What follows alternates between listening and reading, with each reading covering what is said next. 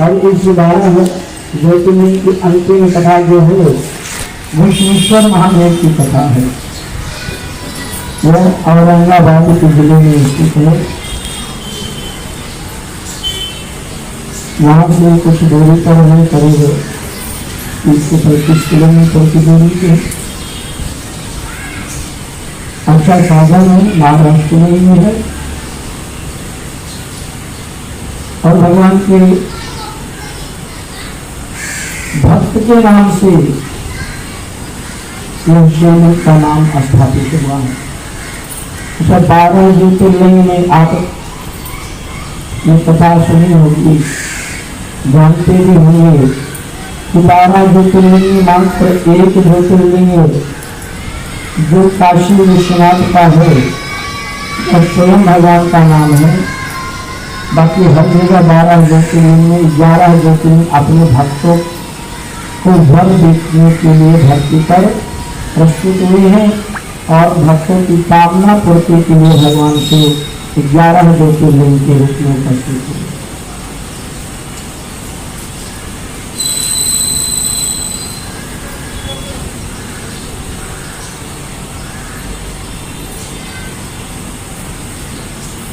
देवगिरी पर्वत पर स्थान ग्रहण किए महादेव का यह स्थान है, सुंदर स्थान।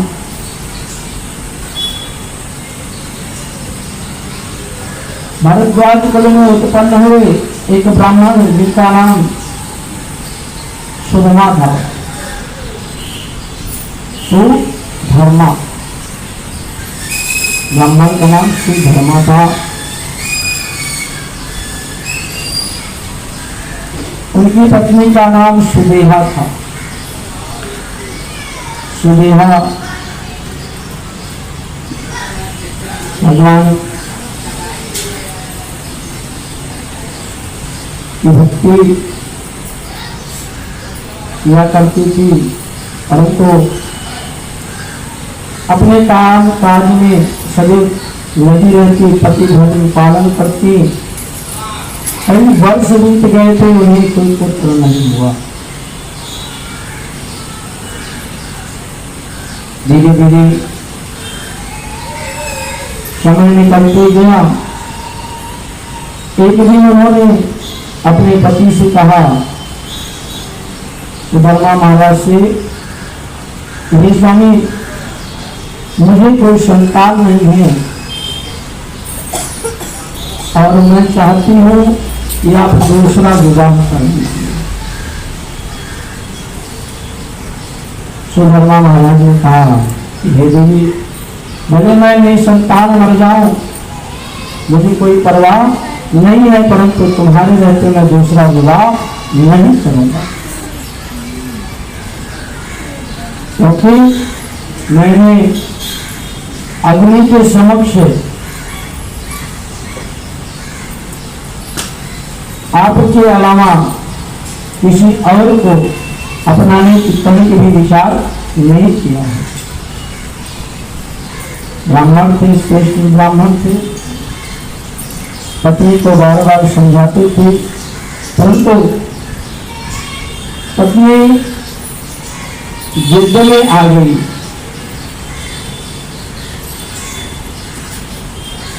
सुदेहा कहने लगी, हे स्वामी, अगर आप मेरी बात को नहीं मानेंगे तो मैं जलपान अन्न ग्रहण करना बंद कर दूंगी। सुधर्मा महाराज ने कहा, ऐसा परित्याग मत करो, क्योंकि यह गलत है और तुम्हारे रहते मैं दूसरा विवाह करूंगा तो तुम्हारा अनादर हो जाएगा। इसलिए मुझे इस धर्म संकट में मत डालो। परंतु पुत्र मोह के कारण सुदेहा बार बार अपने पति से निवेदन करती है, नहीं स्वामी, मैं अनुमति प्रदान कर रही हूँ, मेरी इच्छा अनुसार आप विवाह करिए, मैं आपको स्वयं बंधन से मुक्त करती हूँ। परंतु सुधर्मा महाराज ने कभी भी अपनी पत्नी का बात नहीं माना। समय बीतते गया। सुधर्मा महाराज अपनी खेती बाड़ी में लगे रहे, लोगों की सेवा में लगे रहे, परंतु सुदेहा घर में अकेले बैठे बैठे बोर हो जाए, ना तो कोई बातचीत करने वाला और ना तो किसी की पीड़ा देखने वाला कोई ऐसा बालक भी नहीं था जिसमें समय का पता ना चले। काम काज करने में 2-4 मिनट लगते हैं, उसके बाद घर के परिवार के बच्चों में सम्मिलित हो जाने के बाद समय नहीं मिल पाता। तो सारी चिंताएं उन्हें लगी हुई थी, परंतु उन्होंने एक दिन दृढ़ निश्चय कर लिया,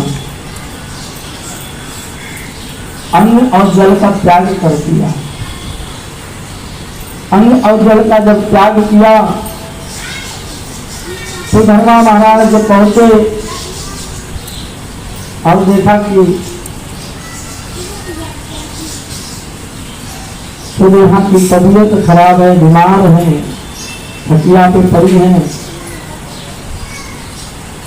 तो धर्मा महाराज ने दवा लाकर दिया, परंतु उन्होंने ग्रहण नहीं किया। कहा, हे स्वामी, मैंने प्रण किया है जब तक आप विवाह नहीं करोगे तब तक मैं अन्न और जल का ग्रहण नहीं करूंगा। सुधर्मा महाराज ने कहा कि हे देवी, आप ऐसे वचन को तोड़ दीजिए, आप अपने जिद पर मत अड़िए। हम लोग भगवान के संकीर्तन में रह जाएंगे, भगवान का भजन कीर्तन करते हुए दिन व्यतीत कर लेंगे, परंतु ऐसा समय न आए कि मुझे दूसरा विवाह करना पड़े। परंतु सुदेहा ने तनिक भी अपने पति की बात नहीं मानी, अपने जिद पर टिकी रही।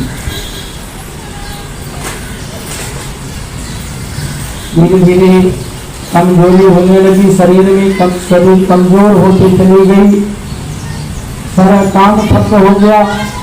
सुधर्मा महाराज भोजन पकाते थे, भोजन पाते थे, परंतु पत्नी वही बैठ कर देखती और दूसरी बात होती, हे स्वामी, आप मेरी बात को मानते क्यों नहीं है? मैं मर जाऊंगी, आप मेरी बात को स्वीकार कर लीजिए। परंतु सुधर्मा महाराज ने कहा, नहीं, ऐसा नहीं हो सकता। और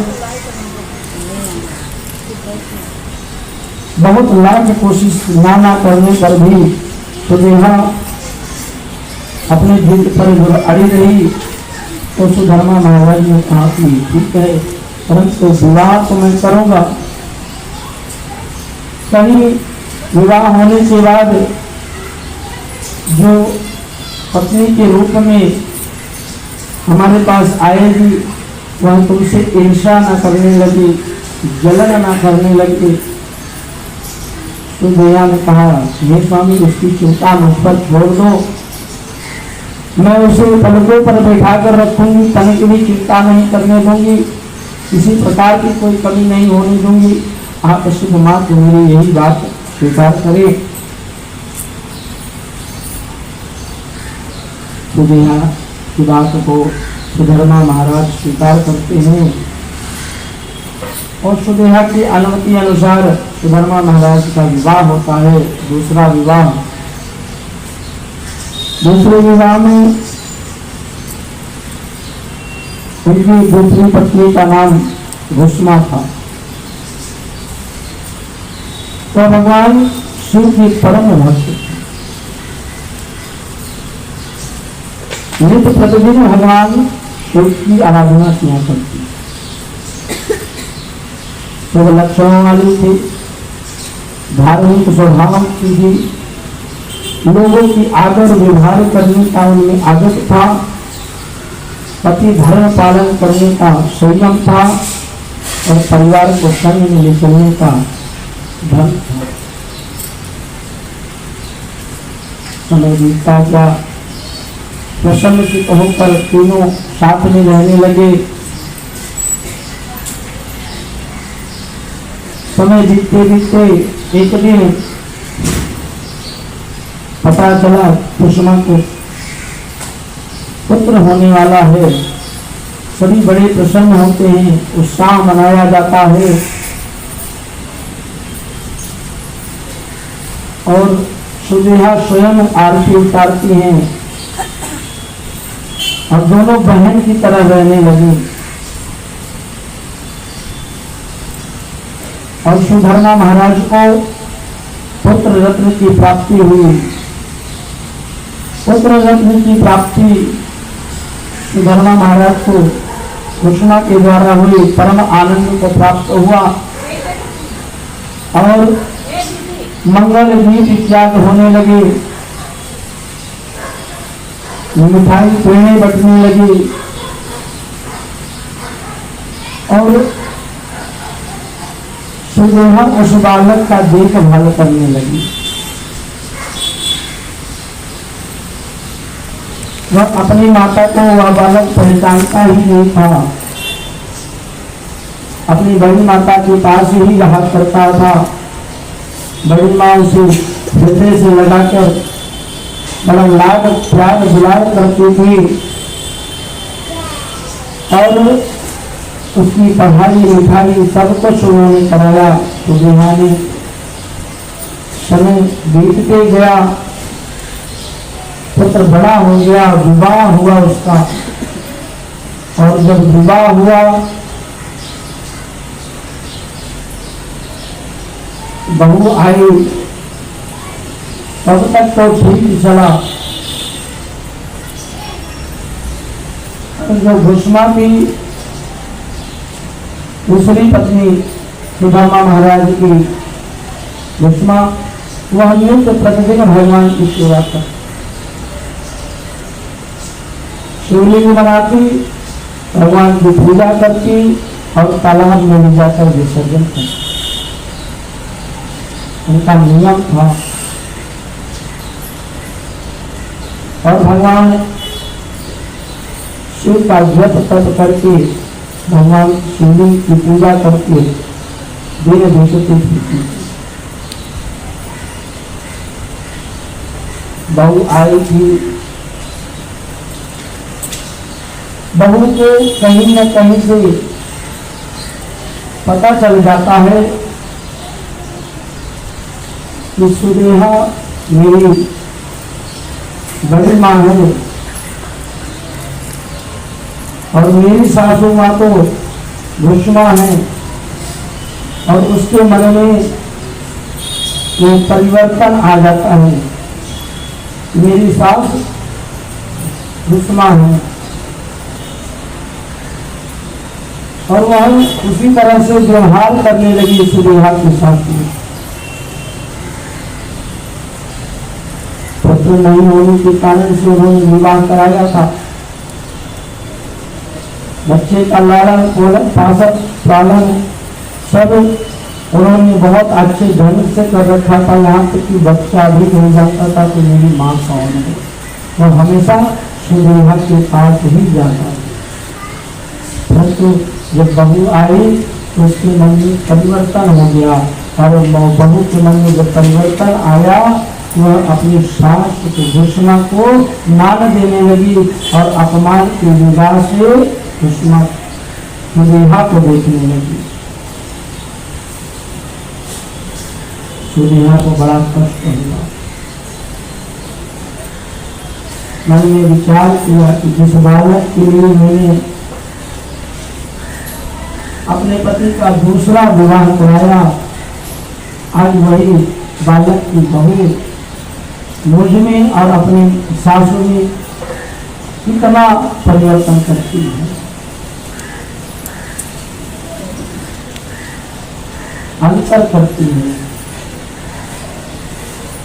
परंतु यह विचार सुदेहा ने अपने हृदय में ही रखा।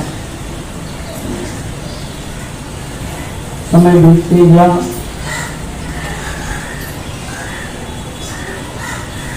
एक दिन बहू ने सुदेहा को ताना मारा।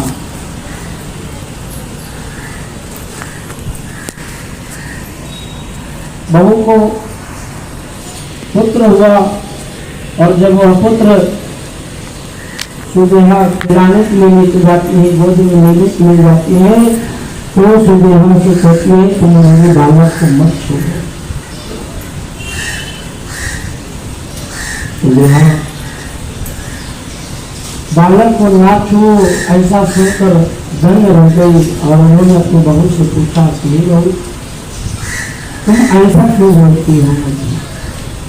उसने ताना मारा, ऐसा होता तो तुम्हारे अपने ही पुत्र होते।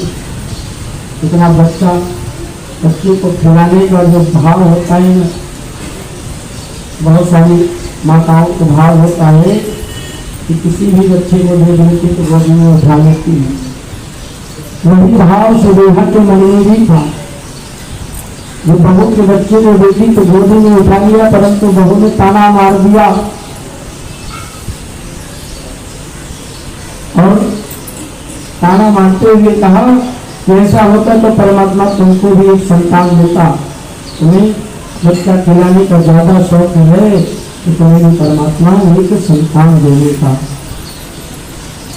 जानते हैं तो यहाँ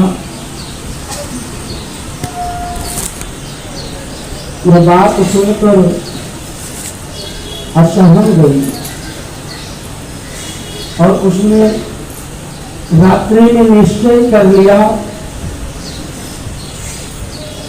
कि जिस पुत्र की वो बहू बनकर आई है, अगर वह पुत्र ना होता तो यह बहू न आती, और जब यह बहू न होती तो मुझे ऐसा खाना नहीं मिलता।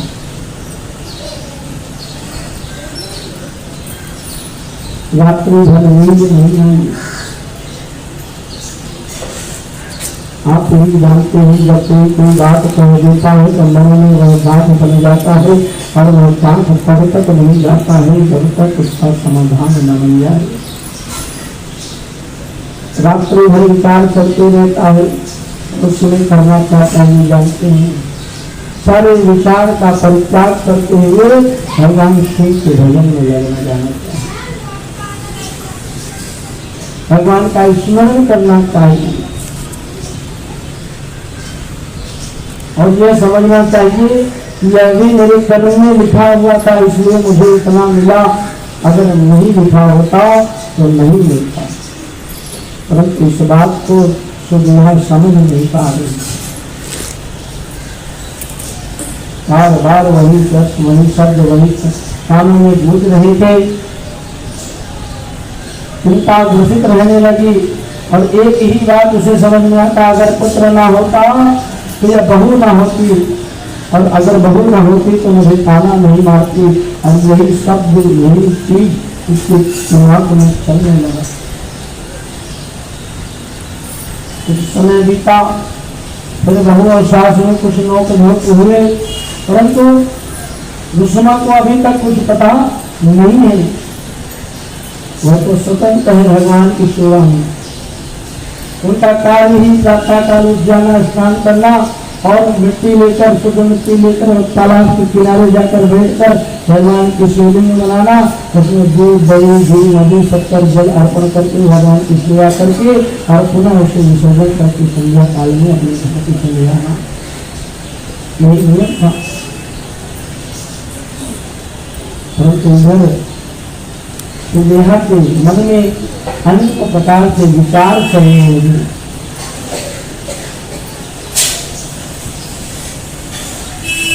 एक दिन न जाने किस क्रोध, यही बात की क्रोध को लेकर सुदेहा ने विचार किया कि मैं उस पुत्र को मार डालूंगी, जिस पुत्र के लिए मैंने अपने पति के का दूसरा विवाह कराया और उस पुत्र की वह बहू मुझे ऐसा रात्रि का समय था, पुत्र सोया हुआ था। सुदेहा जाती है और उस पुत्र की दो टुकड़े कर देती है।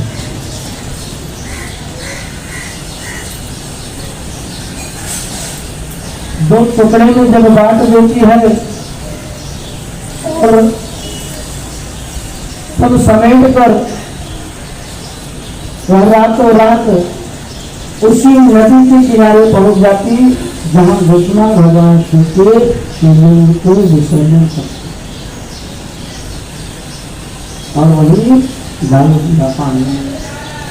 बोले विसर्जन कर दिया उस पुत्र को, जिस पुत्र के लिए अपने पति से बहुत मन्नत मांगी, बहुत विनती किया कि तुम दूसरा विवाह कर लो, और उस विवाह से एक संतान उत्पन्न हुआ।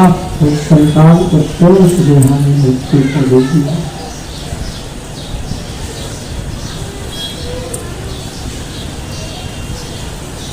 बहुत विस्मय घटना घटी। दिल पर पत्थर रखकर उन्होंने अपने पुत्र को मारा होगा।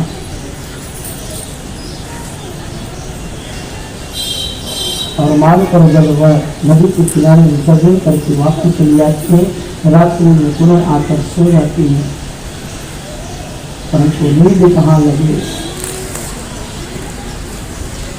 पहला वाक्य वह पुत्र वधू की जो शब्द थे कानों के वह दिमाग में चल रहे थे, दूसरा उसने अपने पुत्र का स्वयं जब कर दिया, वह भी चल रहा था। पूरी तरह से चिंता मन थी, चिंता में थी। प्रातः काल हुआ, सब लोग उठे तो अपना कार्य करने लगे, परंतु पुत्र अभी तक उठा नहीं। और वहीं जाकर जब जगाने के लिए कमरे में जाती है तो देखती क्या है, वहाँ पूरा बिस्तर खून से लगा है, खून से वहाँ बिस्तर डूबा हुआ है। यह देखकर वह विलाप करने लगी, जोर जोर से चिल्लाने लगी, और उसकी चीख सुनकर सुदेहा को तनिक भी चिंता नहीं हुआ।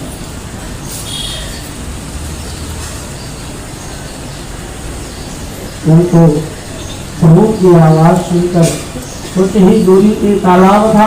जब नगरवासी उसके घर में इकट्ठित होने लगे तो वह भी आई और देखता है बहुत तो जोर जोर से रो रही है। वह कमरे के अंदर जाती है, देखती है उसका पुत्र नहीं होता है, वहाँ पे पूरे बिस्तरे में खून लगा होता है। यह देखकर वह मूर्छा खाकर जमीन पर गिर पड़ती है और गिरते गिरते भगवान का स्मरण करती है। लोग पानी के छिटके विटके मारे, उसे होश में लाया। वह किसी को भी एक शब्द न बोलते हुए वह अपने कार्य के लिए निकल जाते हैं। भगवान शिव की सेवा अधूरा रह गया था, अब उसे पूरा करना था, इसलिए प्रभात की किनारे जाकर बैठ जाती है। एक आंख से आंसू बहते रहते हैं, आंखों को पोंछती रहती है और भगवान शिव के मुंह को बनाती रहती है।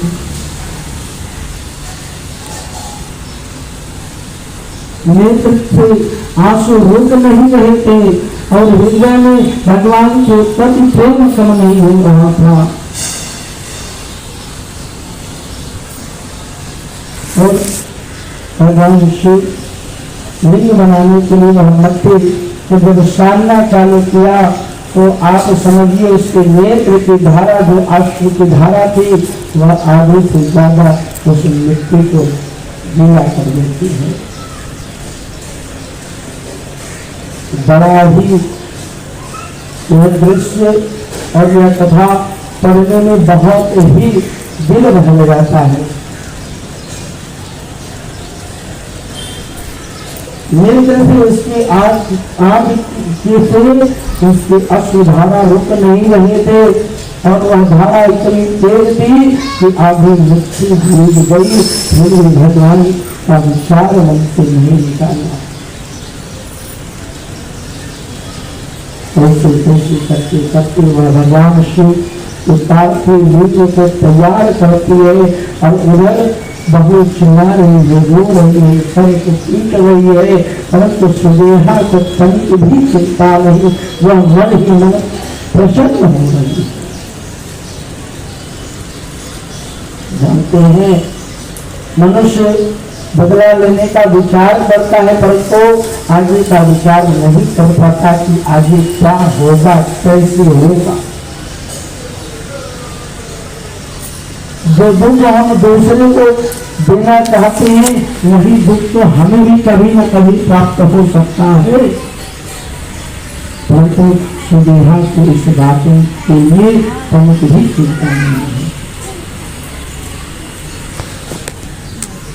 इधर दूसरा भगवान शिव के पार्थिव शिवलिंग को बनाती है और बनाकर विधि पूर्वक दूध, दही, घी, मधु, शक्कर से भगवान का अभिषेक करती है, परंतु जानते हैं दूध में भी अश्रु, दही में भी अश्रु, घी में भी अश्रु और शक्कर में भी अश्रु, जिस जितने पदार्थ का भगवान को अर्पण कर रही है नेत्र से उसके आंसू गिरते चले जा रहे हैं।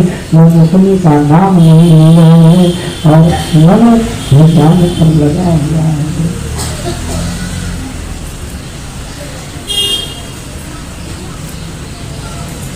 भगवान को अच्छे से श्रृंगार कराया,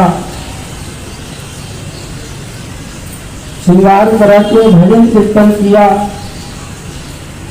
सब कुछ जानती है, मन में सब कुछ है, मन बेचैन भी है, चिंताग्रस्त है, फिर भी भगवान के शरण को नहीं छोड़ना चाहती है, क्योंकि वह जानती थी कि यह तारणहार है, अगर मैं इनका शरण छोड़ दिया तो मैं डूब जाऊंगी।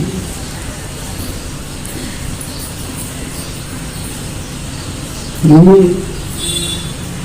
अपने मन को मनाते हुए भगवान की सेवा में लगी रही। सेवा पूर्ण हुआ, लोग आते भी थे, सूचना भी देते थे, परंतु तन के भी उसे चिंता नहीं होता था। तो मात्र चिंता था भगवान शिव के, भगवान शिव के पूजन का। और जैसे ही उसने भगवान शिव के लिंग को, पार्थिव शिवलिंग को जैसे ही पानी में विसर्जन किया, वैसे ही पानी में से उसका पुत्र ऊपर आ गया। और जैसे ही पानी में उसका पुत्र तैरने लगा, अपने पुत्र को देखकर इतना विलाप करने लगी कि मानो संसार खराब, बादल फट जाएंगे और वर्षा खूब होगी, इस तरह से अश्रु बहने लगे।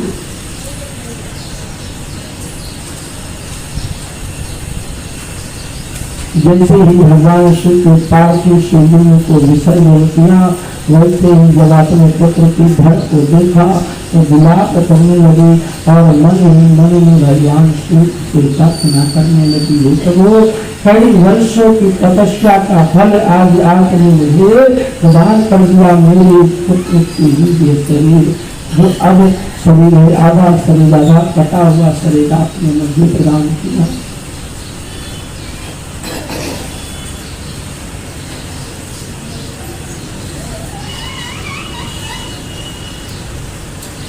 उसकी मन की व्यथा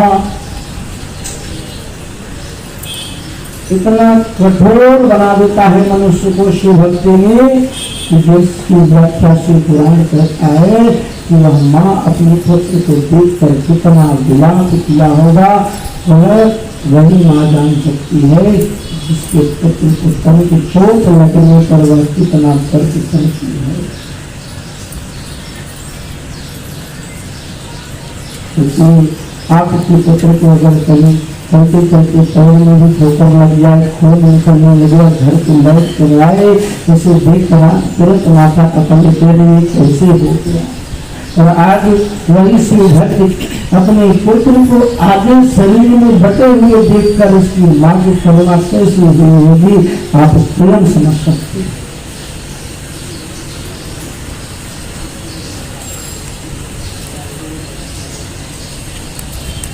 देखते देखते अपने मन को समझाते समझाते उस तालाब से अपने पुत्र को धीरे धीरे धीरे धीरे करके बाहर निकालती है और दोनों हिस्सों को लेकर बैठ कर करुणा से रोने लगती है कि ये पुत्र तेरा जन्म हुआ तब से मैंने तुझे अपने गले में लगाया, तो बड़ा अभी हो गया,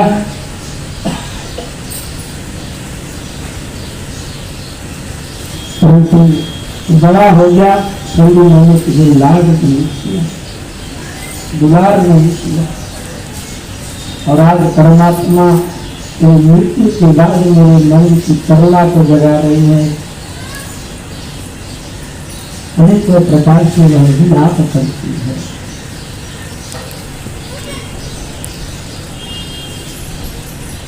जानते हैं जो भगवान को सब कुछ सौंप कर भगवान का बन जाता है, भगवान उसके लिए कभी देर नहीं करते।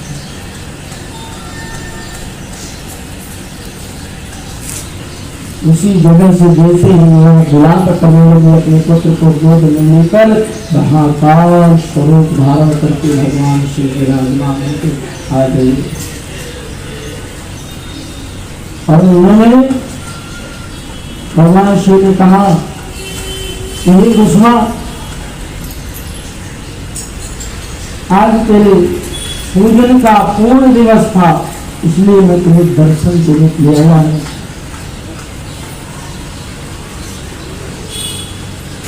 माता के गोद में कटा हुआ सर देखकर भगवान शिव ने कहा, हे कुसुमा, तुम विलाप मत करो। और जो कुछ भी हुआ है वह तुम्हारी बड़ी बहन के द्वारा हुआ है। और भगवान शिव त्रिशूल के द्वारा उस सुदेहा को मृत्यु प्रदान करने लगते हैं, परंतु लक्ष्मण उसे बच लेती है।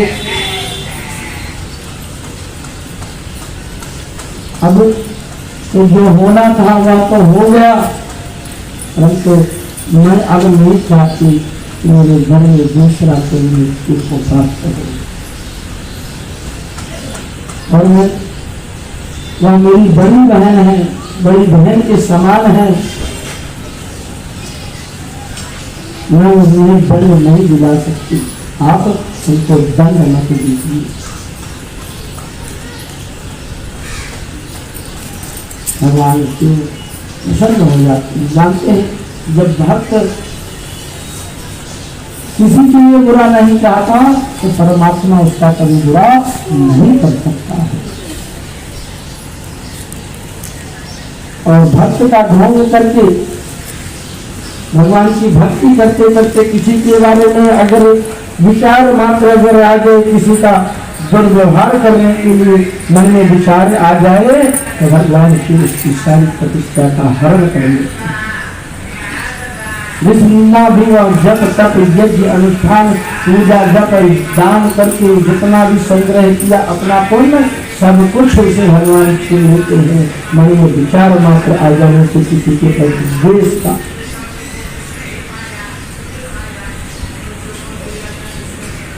आज कुसुमा के मन में अपनी बड़ी बहन के लिए सुदेहा के लिए कभी भी द्वेष नहीं है, उसका करुणा है, करुणा। और कहते हैं प्रभु या मेरी बड़ी बहन है, आप उन्हें क्षमा कर दीजिए। और जब आप दूसरे के लिए क्षमा भगवान से मांगेंगे, दूसरे के लिए अच्छा मांगेंगे तो परमात्मा पहले शुरुआत आपसे करेगा।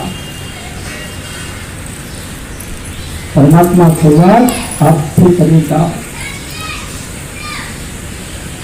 और वही कुसुमा के साथ में महादेव ने किया। कहा, हे कुसुमा, तुमने मेरी अनंत भक्ति की और मैं उस भक्ति से प्रसन्न हूँ और तुम्हारे इस धैर्य से प्रसन्न हूँ कि तुम्हारे समक्ष तुम्हारा दंड है, जिसे तुम दंड दे सकते। अपराधी है परंतु तुम उसे अपराध नहीं देना चाहते, दंड नहीं देना चाहते। इसलिए भगवान ने उसे आशीर्वाद दिया। आज कुसुमा, तुम्हारे द्वारा बनाए हुए शिवलिंग इस पानी में तुमने छोड़ा और उनको भगवान शिव के दर्शन का लाभ प्राप्त हुआ। इसलिए तुम मुझसे वरदान मांगो, तुम मुझसे कौन सी इच्छा रखकर मेरी पूजा करती है। घुष्मा ने कहा, प्रभु मैं कोई इच्छा रखकर आपकी सेवा नहीं करती, सब कुछ आपने मुझे प्रदान किया है, परंतु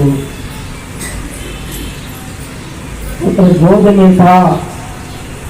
भगवान शिव ने कहा, हे घुष्मा, मैं तुम्हारे पुत्र को जीवित कर देता हूं। और भगवान शिव ने उस पुत्र को जीवित कर दिया। भगवान शिव जब जाने लगे तो घुष्मा ने कहा कि हे प्रभु, आपने मुझ पर बहुत कृपा की, बड़ी कृपा की। एक विनती है मेरी, अगर आप स्वीकार कर लें तो मेरी भक्ति सार्थक हो जाएगी। भगवान शिव ने कहा कि घुष्मा, तुम्हारी हम सारी इच्छाओं की पूर्ति करेंगे, परंतु घुष्मा ने सिर्फ एक इच्छा मांगी। कहा, हे प्रभु, आप अपने पूर्ण रूप में, पुत्र स्वरूप में आप इसी तालाब में स्थित हो जाइए और अपने भक्तों का कल्याण करते रहिए। भगवान शिव ने कहा, ये घुष्मा, तुम्हारे द्वारा पूजन करके शिवलिंग यहाँ विसर्जन करने के कारण से यहाँ अनंत शिवलिंग उत्पन्न होंगे और उन सब में मेरा ज्योति स्वरूप होगा और मेरा नाम तुम्हारे नाम से लोग जानेंगे। और वहां पे घुष्मेश्वर महादेव के नाम से भगवान विराजमान हुए।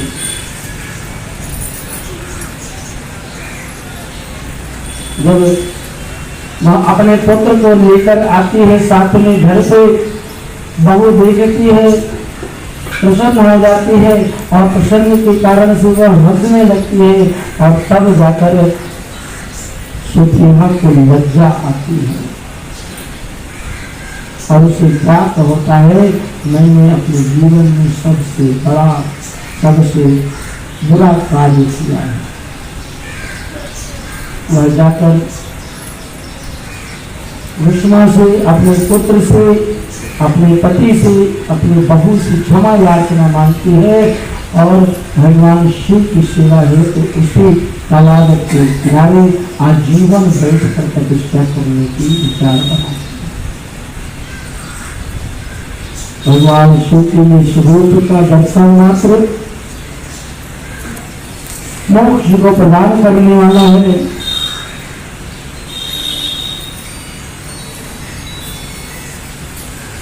और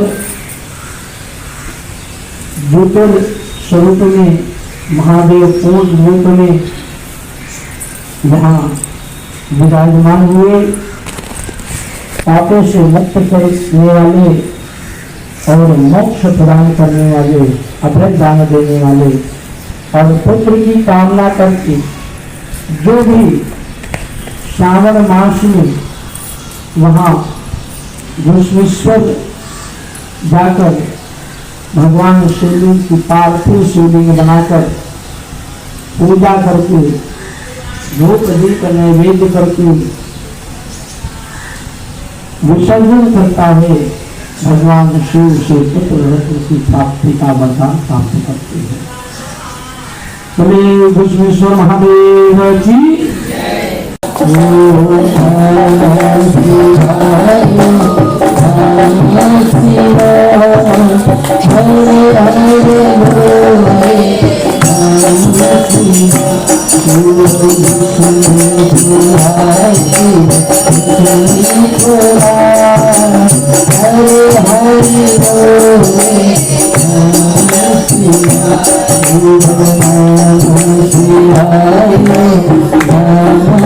Hare हरे हरे बोले नमः शिवाय। गंगाधराय शिव गंगाधराय हरे हरे बोले नमः शिवाय। नमः शिवाय नमः शिवाय हरे हरे बोले नमः शिवाय। हरे